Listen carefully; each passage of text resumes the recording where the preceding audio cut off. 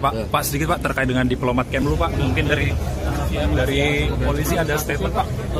Masih dilakukan pendalaman, menunggu hasil dari laboratorium forensik, kemudian juga penelitian yang dilakukan secara mendalam, supaya kemudian nanti pada saat diputuskan merupakan kesimpulan berdasarkan saintifik dan biasa. Pertanyaan, apakah karena tidak ada sidik jari orang lain, tidak ada bukti kekerasan, kehilangan barang korban, maka otopsi nggak dilakukan? Apakah tidak ada SOP penyelidikannya? Bapak Ito, terima kasih. Pak Ito, Pak Arianto tadi bisa menjawab pertanyaan mahasiswa, mungkin boleh dari Pak Ito dulu, silakan. Aparat kepolisian menyatakan bahwa hanya ditemukan satu sidik jari saja di lakban tersebut. Olah TKP-nya harus sedetail mungkin. Karena jika tidak dilakukan sedetail mungkin, itu bisa jadi meleset. Satu, nggak pakai teralis, ya. Terus saya yakin itu jendela adalah satu-satunya akses si pelaku keluar dari situ. Ya, pelaku keluar terbukti saat orang itu jongkel jendela dari luar gini, utak-utik sebentar doang, nggak pakai tenaga, nggak pakai keringat gitu, gini langsung korden di dalam itu bergerak kan begini. Video ini akan ngebahas tentang dua CCTV yang beredar, dan kedua video CCTV ini juga ada yang ganjal. Di video CCTV yang pertama ini tidak memperlihatkan area kamar dari korban ADP, di mana memang aktivitas ADP ini terlihat pada pukul 22:30 waktu Indonesia Barat, terlihat mengenakan pakaian lengkap, memakai sendal, dan membawa sebuah plastik hitam. Dugaan saya, plastik ini merupakan sampah yang akan korban ADP ini buang ke tempat sampah yang berada di luar dari kos-kosan. Tak berselang lama, ADP ini kembali masuk ke dalam area kos-kosan, namun di CCTV yang pertama ini ada yang mengganjal. Arah kamera CCTV yang pertama tidak memperlihatkan adanya kamar dan juga jendela tempat ADP ini tinggal. Ini cukup aneh. Kemudian di CCTV yang kedua ini terlihat pada siang hari ada dua orang yang dugaan saya ini merupakan pemilik kos-kosan dan juga penjaga kos-kosan yang berada tepat di depan kamar milik dari korban ADP. Ada hal yang aneh dari CCTV ini, yaitu arah CCTV ini mengarah tepat di Komisi Kepolisian Nasional atau Kompol bakal turun gunung ikut polisi membantu mengungkap kasus kematian diplomat muda. Pak, sedikit Pak terkait dengan diplomat Kemlu Pak, mungkin dari polisi ada statement Pak. Masih dilakukan pendalaman, menunggu hasil dari laboratorium forensik, kemudian juga penelitian yang dilakukan secara mendalam, supaya kemudian nanti pada saat diputuskan merupakan kesimpulan berdasarkan saintifik dan biasa. Kira anak buah saat ini, khususnya Polda Metro sudah bekerja keras. Mudah-mudahan hasilnya bisa segera keluar. Kira-kira berapa lama Pak Kapolri? Kira-kira berapa lama Pak? Satu pekan Pak ya? Melihat viralnya ini kan karena ada dua kata kunci penting. Satu adalah karena diplomat dari sisi profesi korban ya, tapi satu sisi lagi dia ditemukan meninggal dengan kondisi mukanya ada lakban. Tapi itu hanya muncul di pemberitaan, mukanya di lakban, terlilit lakban. Dililit ini sudah dua hal yang berbeda ya. Yang benar mana ini? Terus kemudian dalam konversinya aparat kepolisian menyatakan bahwa hanya ditemukan satu sidik jari saja di lakban tersebut.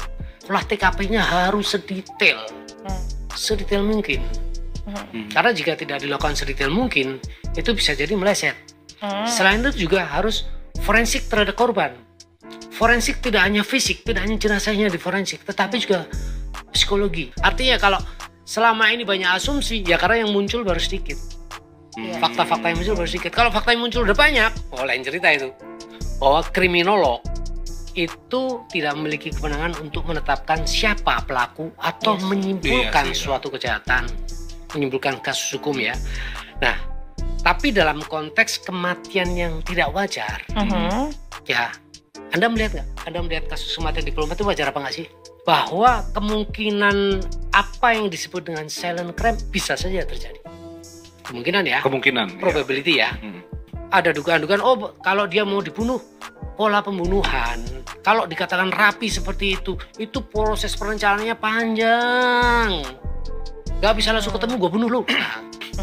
Jadi ada proses pembuntutan, ada proses profiling. Tapi sebelum ke arah sana, kita pastikan dulu dia meninggal karena apa. Kalau menurut saya, katanya Arya ditemukan lagi tidur dengan posisi yang tenang, AC juga berjalan, barang tidak ada yang berantakan dan badannya tidak ada perlawanan dan AC-nya juga berjalan gitu. Terus posisi pintu ya terkunci dari dalam. Kan pintunya doang, jendelanya enggak. Ya, jendelanya satu, enggak pakai tralis. Ya. Terus saya yakin itu jendela adalah satu-satunya akses si pelaku keluar dari situ. Ya, pelaku keluar terbukti saat orang itu jongkel jendela dari luar gini, utak-utik sebentar doang, nggak pakai tenaga, nggak pakai keringat gitu. Gini, langsung korden di dalam itu bergerak kan begini. Itu bukan di dalam ada orang. Jadi korden itulah yang buat jepit jendelanya biar kelihatan tertutup. Makanya begitu dijungkit kordennya lepas lah. Jadi pelaku itu keluarnya dari jendela. Kalau menurut saya itu pas Arya bawa tas kresek itu, dia cuma buang sampah ya. Mungkin nggak dikunci. Dan saat itu pelaku masuk. Bisa saja si Arya terus digini, kasih obat tidur. Terus akhirnya dia tertidur lah pulas, makanya dia leluasa ya. Nah tak ke Arya digini-gini tuh ditidur ke, terus dipasangi selimut rapi. Mungkin ada barang misalnya jatuh ya cuma sedikit dibetulin lagi biar kelihatannya seolah-olah Arya sendiri yang berbuat seperti itu gitu loh. Dan perhatikan lagi, kamarnya Arya itu di pojok ya, di pojok sendiri. Setelah kamarnya Arya itu kayak ada akses jalan itu.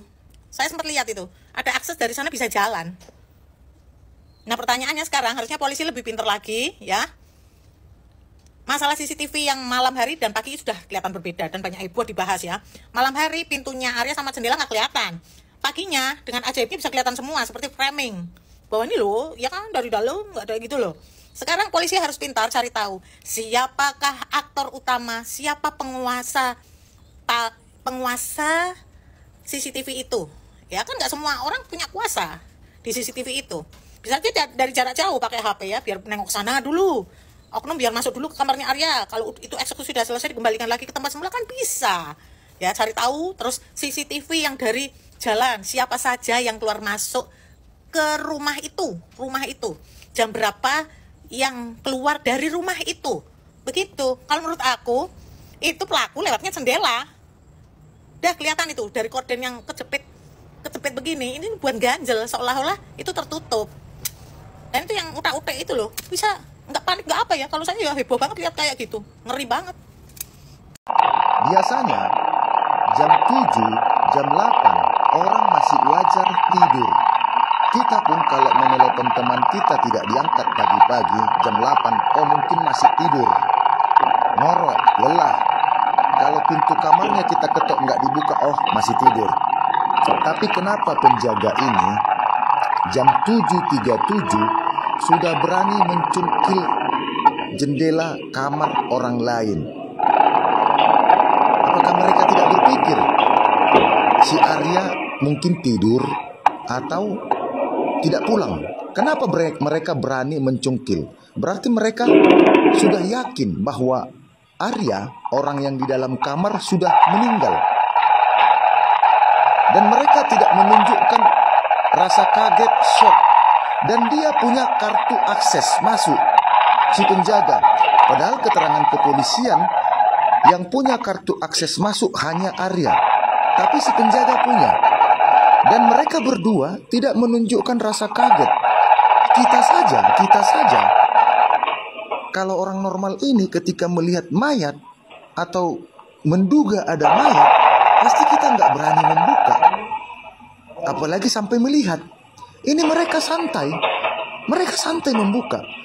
Ketika mereka membuka gorden, pasti mereka sudah melihat mayat Arya dengan kondisi yang tidak normal. Iya kan? Kok mereka santai? Bahkan mereka merekam seolah-olah mereka sudah menyiapkan bukti bahwa mereka tidak bersalah. Berarti mereka tahu apa yang terjadi di dalam. Kenapa aku katakan seperti itu? Jam 7.37 mereka sudah berani mencongkel kamar orang. Kalau tadi siang hari atau sore hari 1 kali 24 jam kamar tidak dibuka, dicongkel wajar. Ini masih pagi kok sudah berani mencongkel.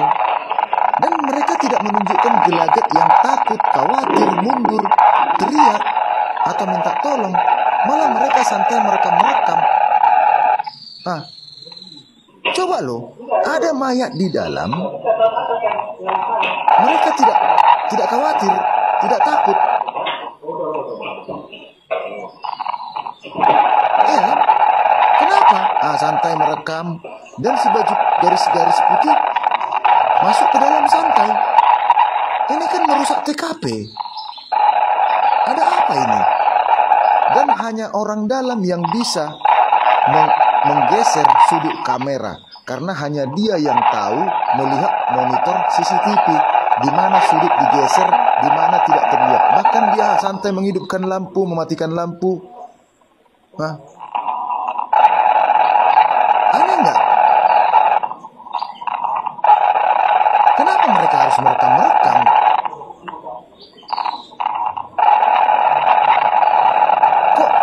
Kok kayak udah biasa melihat seperti itu. Santai gitu loh. Kalau kita kayaknya takut itu, lari, teriak, minta tolong. Ini santai. Kejahatan berbasis pada dunia sains, di mana kita hanya bergerak dari data yang ada di TKP saja. Jadi saya misalnya melihat tadi seperti Mbak katakan di media sosial tuh sudah mulai liar tuh berbagai analisis ya tentang apa yang terjadi.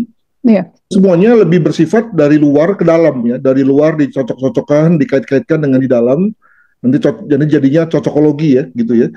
Karena dalam dunia investigasi itu nggak begitu, semua harus berangkat dari TKP.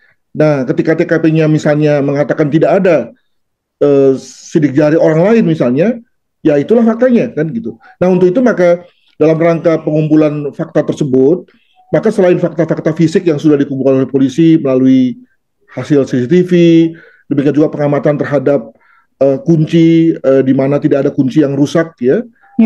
Lalu juga pengakuan mungkin dari beberapa orang di sekitar indekos itu, di mana tidak ada orang yang mencurigakan masuk dan keluar, maka lalu tampaknya saya bisa menduga bahwa pasti sudah dilakukan langkah-langkah yang lebih lanjut lagi, yakni pemeriksaan terhadap berbagai benda-benda di sekitar korban. Ya, jadi misalnya kalau dalam CCTV disebutkan bahwa korban membuang sampah, pasti sampahnya sudah diambil tuh oleh polisi untuk diperiksa di laboratorium ya.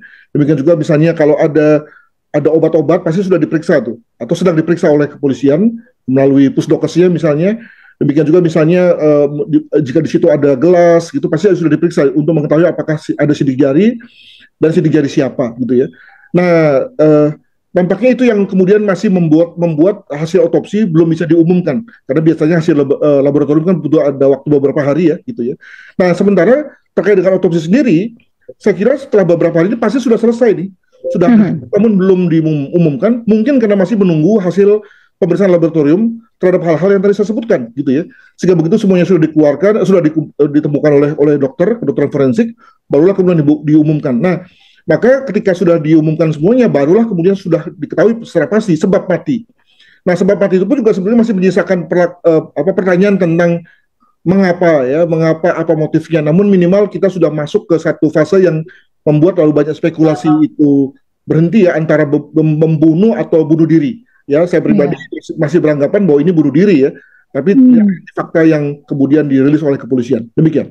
Video ini akan ngebahas tentang dua CCTV yang beredar, dan kedua video CCTV ini juga ada yang ganjal. Di video CCTV yang pertama ini tidak memperlihatkan area kamar dari korban ADP, di mana memang aktivitas ADP ini terlihat pada pukul 22:30 waktu Indonesia Barat, terlihat mengenakan pakaian lengkap, pakai sendal, dan membawa sebuah plastik hitam. Dugaan saya, plastik ini merupakan sampah yang akan korban ADP ini buang ke tempat sampah yang berada di luar dari kos-kosan. Tak berselang lama, ADP ini kembali masuk ke dalam area kos-kosan, namun di CCTV yang pertama ini ada yang mengganjal. Arah kamera CCTV yang pertama tidak memperlihatkan adanya kamar dan juga jendela tempat ADP ini tinggal.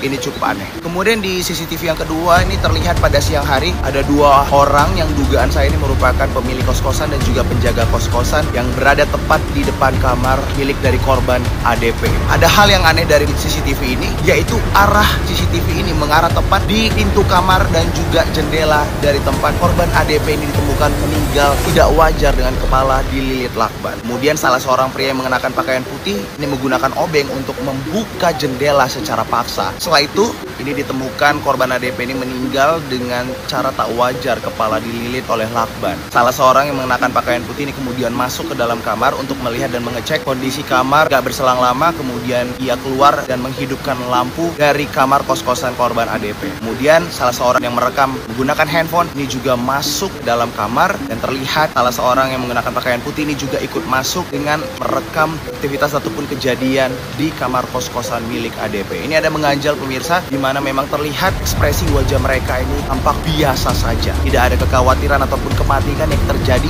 pada saat penemuan jasad ADP ditemukan meninggal secara misterius dan tak wajar di kamar kos-kosannya. Kompolnas terkait kematian Arya Danu, diplomat muda, konstruksi pola peristiwa bakal diterapkan. Komisi Kepolisian Nasional atau Kompol bakal turun gunung ikut polisi membantu mengungkap kasus kematian diplomat muda sekaligus staf Kementerian Luar Negeri atau Kemlu Arya Danu Pengayunan ADP di kamar kos Menteng, Jakarta Pusat, Selasa 8 Juli 2025. Kami monitor itu dan informasi awal sudah kami dapatkan. Memang kami akan turun, kata Komisioner Komisi Kepolisian Nasional atau Kompolnas Muhammad Khairul Anam saat menghadiri rapat koordinasi pengawasan Kompolnas di Jakarta Rabu 16 Juli 2025. Ia mengatakan dalam kasus kematian diplomat muda ini pertama dilakukan oleh pihaknya adalah pemeriksaan penyebab kematian korban. Apakah ini bundir atau penyebab lainnya, kata pria yang akrab dipanggil Cak Anam ini. Kedua pihaknya akan memeriksa rekam jejak yang ada pada korban, dan ketiga memeriksa alat yang ada di sekitar korban seperti telepon seluler milik korban dan lainnya. Kami cek, tapi informasi awal yang kami dapatkan, konstruksi peristiwanya secara umum kami dapat, kata dia. Ia mengaku belum dapat mempublikasikan karena memang belum melakukan pendalaman untuk mengklarifikasi betul atau tidak seluruh informasi yang masuk ke Kompolnas terkait kasus yang menjadi perhatian publik ini. Menurut dia, pihaknya akan melakukan klarifikasi jika memang itu kasus bundir, tentu harus jadi penyebab bundirnya apa. Namun jika bukan kasus bundir atau ada yang melakukan kejahatan, tentu akan dilakukan konstruksi peristiwanya. Apa memungkinkan itu sebuah kejahatan, kata dia, dikutip oleh Antara.